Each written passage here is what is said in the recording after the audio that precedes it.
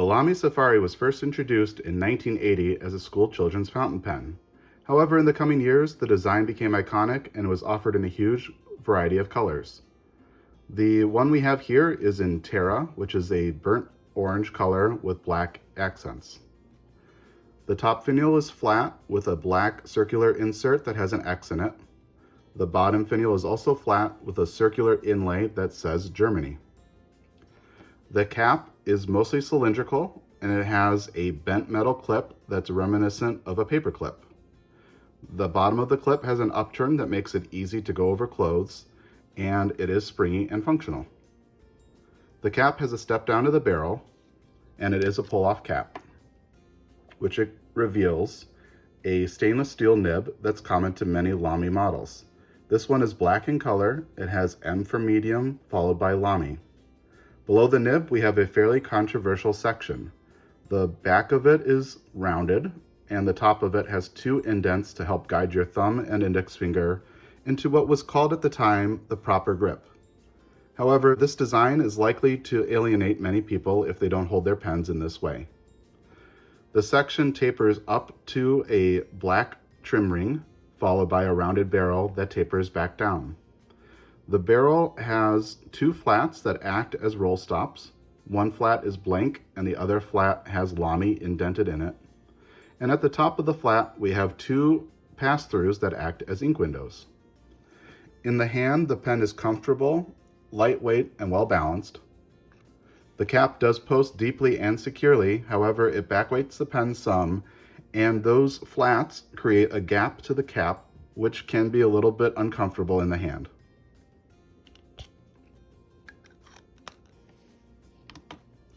For size comparisons, here we have the Lamy Safari, a typical Pilot G2 rollerball pen, and your standard Sharpie. To disassemble the Lamy Safari, the cap pulls off, and you can disassemble the cap further, but I don't recommend it as there's a good chance that you'll damage it. The section unscrews from the barrel, and the converter pulls off the section. This converter is unique to the Lamy Safari as it has two nubs to help hold it in place, and I'll post a link in the description to where you can buy it. There's a black plastic piece that prevents over-tightening, and you can remove that pretty easily. And then the feed, unfortunately, is not designed to easily be removed from the section, so I would leave that in place. But you can grab the nib with two fingers and pull to take it off. At this point, you have the pen fully disassembled. To reassemble, let's start with the section and the nib.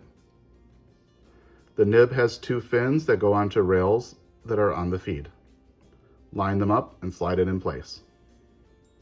Next, we'll take our trim ring, and that goes at the bottom of the section. If you can't get it on, that's okay. It's pretty easy to get it to slide into place when you screw on the barrel, so I'll leave that like that for right now. And then for the converter, again, there's two nubs. Those nubs line up to these slots, and they click in place. And then next we'll grab our barrel and screw that down. Again, as I screw this down, the trim ring will snap into place. And then lastly, our cap. And we're ready to ink up. Inking up the Lamy Safari, today I selected Diamine Writer's Blood. It's a nice deep red with a little bit of purple in it. Cap pulls off, and section unscrews from the barrel. You want to make sure the converter is extended all the way down. We'll submerge the pen into ink and draw the piston back up. In order to get a full fill, I'll extend the piston one more time and bring it back up. That looks like a nice full fill. Wipe off the excess ink.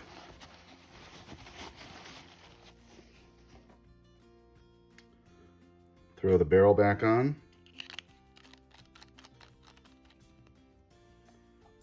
Followed by the cap. and we're ready to write. Okay, writing with the Lamy Safari. Cap pulls off.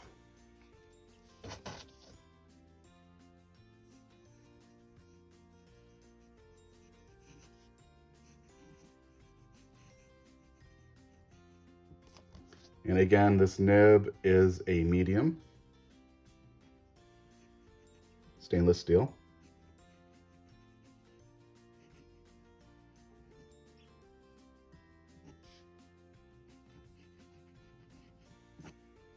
It's an extremely well-tuned nib, pretty much spot on for a Western medium, a real joy to write with.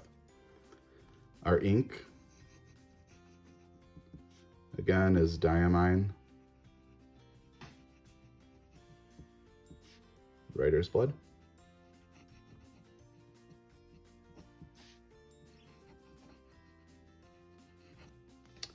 For flex,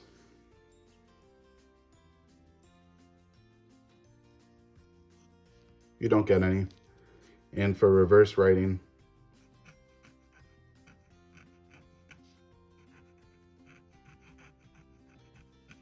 it is very scratchy. The flow kept up pretty well, but I don't even think that you get much of a thinner line, so I would not recommend this one for reverse writing. So what do I think of the Lamy Safari? Well, it's an iconic pen.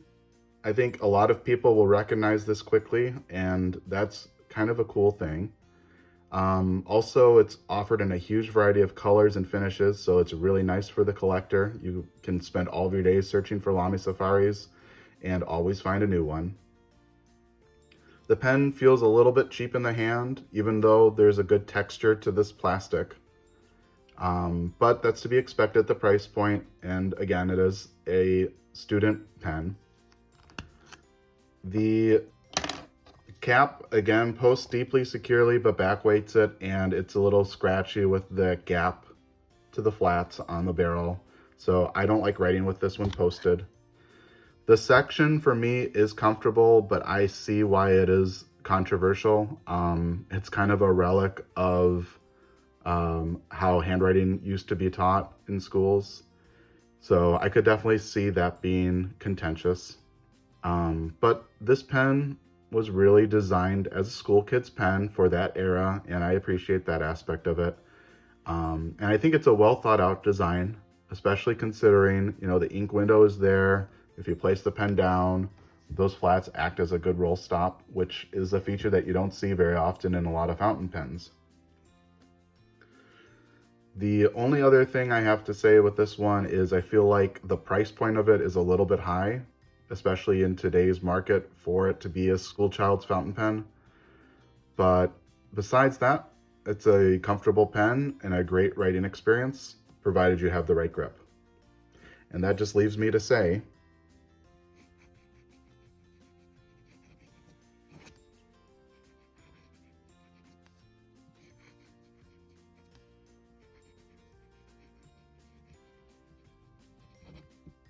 thank you for watching.